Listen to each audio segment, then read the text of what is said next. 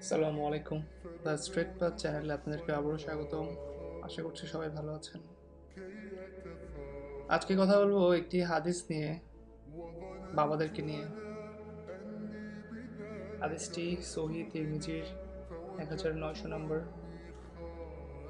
সেখানে বাবাদেরকে নিয়ে বলা আছে যে বাবারা হচ্ছে বেহেশতের দরজা, মাঝের দরজা।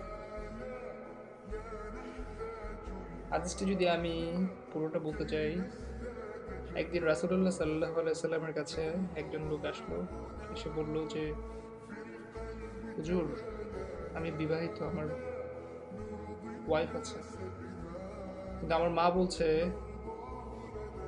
যে আমার ওয়াইফকে ডিভোর্স দিয়ে দিতে, কি করবো?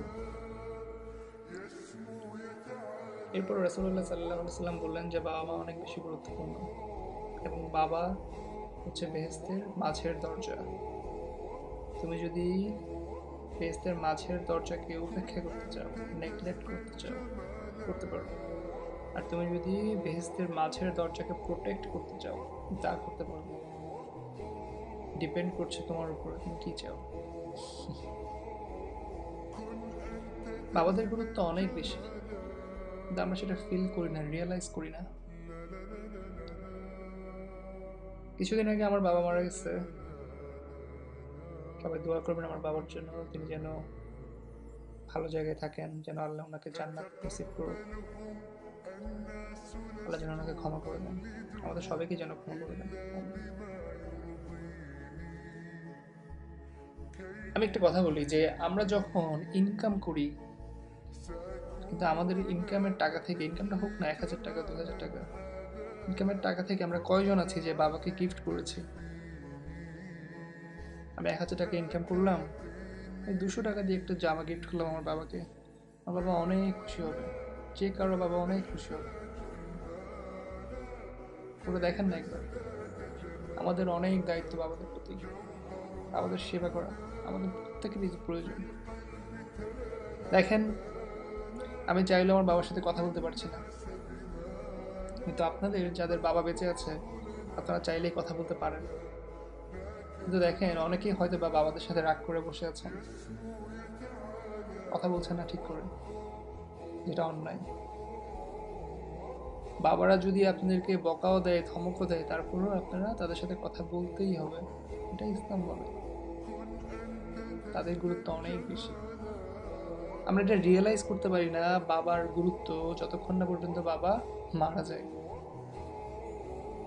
আমাদের মায়েরা আমাদেরকে 9 মাস ঠিকই গর্ভধারণ করে, আমরা সেটা বারবার বলে যাই, মায়েরা 9 মাস 10 মাস 10 দিন গর্ভধারণ করছে, এরকম অনেক কিছু আমরা বলি। কিন্তু আমাদের বাবারা যে সারাটা জীবন আমাদেরকে, আমাদের জন্য ব্যয় করে যায়, সেটা আমরা কখনো বলি না। যেমন আমার বয়স 23 বছর পর্যন্ত আমি আমার আমার কোনো ইনকাম ছিল না, কিচ্ছু ছিল না, আমার বাবা আমাকে খাওয়াইছে, আমার সব করছে, সব।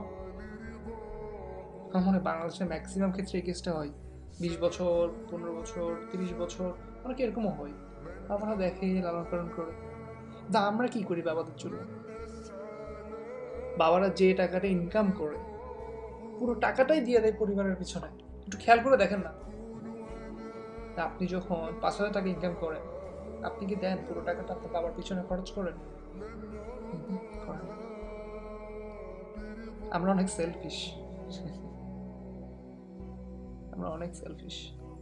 আমি চাইলেও এখন আমার বাবার সাথে ফোনে কথা বলতে পারি, কিন্তু আপনারা চাইলেই আপনাদের বাবার সাথে ফোনে কথা বলতে পারবেন।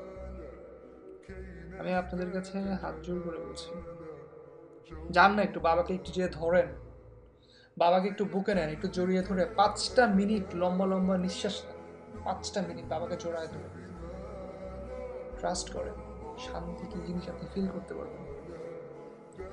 আমি চাইলেও আমার বাবাকে জড়ায় ধরতে পারি না, আমি চাইলেও আমার বাবাকে জড়ায় ধরতে পারি না, পারি না। তা আপনাদের হাতে সেই অপশনটা আছে। রব্বির হামহুমা কামা রাব্বায়ানি সগীরা, সেই দোয়াটি শিখিয়ে দিয়েছিলেন আমাদের রাসূলুল্লাহ সাল্লাল্লাহু আলাইহি ওয়াসাল্লাম বাবাদের জন্য। আমরা কয়জন পড়ি এই দোয়াটা? পড়ি না আমরা? চলুন সবাই একসাথে পড়ি, রব্বির হামহুমা কামা রাব্বায়ানি আমাদের বাবাদের কোনো ড্রেস থাকে না, আমাদের বাবাদের ভালো কোনো ড্রেস থাকে না, আর আমরা সন্তানরা বাবাদেরকে ভালো কোনো ড্রেস গিফটও করি না।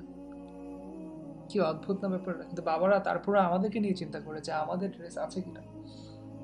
গত ঈদের কথা বলি, গত ঈদে আমি গিয়েছিলাম আমার বাবার সাথে দেখা করতে। আমার বাবাকে আমি একটা ড্রেস গিফট করতে চাইলাম, বাবা আমাকে বললো যে না, এখন প্রয়োজন নাই, তুমি তোমার জন্য কেনো, তোমার ভাইয়ের জন্য কেনো, আমার দরকার নেই, আমার অনেক আছে। আমিও তাড়াহুড়া করতে যে আমার বাবাকে গিফট করি নাই, আমি বাকি সবাইকে গিফট করলাম। কিন্তু দেখেন, আমি চাইলেও এখন আমার বাবাকে গিফট করতে পারতেছি না। কিন্তু আপনার বাবা বেঁচে আছে, একটা গিফট তাদেরকে অনেক বেশি হ্যাপি করবে। করেন না একটা গিফট, ছোট ছোট। আমরা যখন দূরে কোথাও ঘুরতে যাই, আমরা কল দিয়ে বলি মা কোথায় আছো, মা দেখো এটা, মা দেখো এটা, মাকে নিয়ে আমরা পড়ে থাকি। কিন্তু পাশেই কিন্তু বাবা থাকে, বাবা সব শুনে।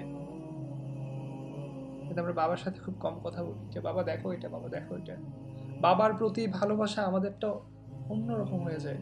ছোটবেলায় যখন আমরা মসজিদে যাই, তখন আমরা বাবার হাত ধরে মসজিদে যেতাম। কিন্তু একটু যখন বড় হয়ে যায়, তখন আমরা বন্ধুদের সাথে মসজিদে যাওয়া শুরু করি। তখন বন্ধু আমাদের জন্য অনেক বেশি গুরুত্বপূর্ণ হয়ে যায় বাবা থেকে। কিন্তু বাবার গুরুত্ব অনেক বেশি, অনেক। আমার সারাটা জীবন পরিশ্রম করে মানে আমাদের জন্য শুধুমাত্র কষ্ট করে। বাবা আমাদের মেরুদণ্ড, আমাদের মেরুদণ্ড হচ্ছে বাবা। একটা পরিবারের মেরুদণ্ড হচ্ছে বাবা। সেই মেরুদণ্ড পিছনে থাকে আর আমাদের বাবারাও সবসময় পিছিয়ে থাকে। আর আমরা সন্তানরা কখনোই ঠিক হতে পারিনি, বাবাদেরকে পিছনেই রাখলাম, বাবাদেরকে বুকে ধারণ করতে পারলাম না। আল্লাহ আমাদের সবার বাবা মাকে ভালো রাখুক, সুস্থ রাখুক। যাদের বাবা মা বেঁচে আছে, একটু কাছে যান, একটু কাছে যান। আল্লাহ আপনাকে অনেক দিবে, অনেক। বাবার পাটা ধরেন, বাবার বুকে যান, বাবার হাতটা ধরেন, বাবার একটু সেবা করেন, বাবা যেটা খেতে পছন্দ করে সেটা গিফট পাঠান। দেখবেন আল্লাহ আপনাকে অনেক কিছু দিবে। সবার বাবা মা ভালো থাকুক, সবাই দোয়া করবেন। আসসালামু আলাইকুম।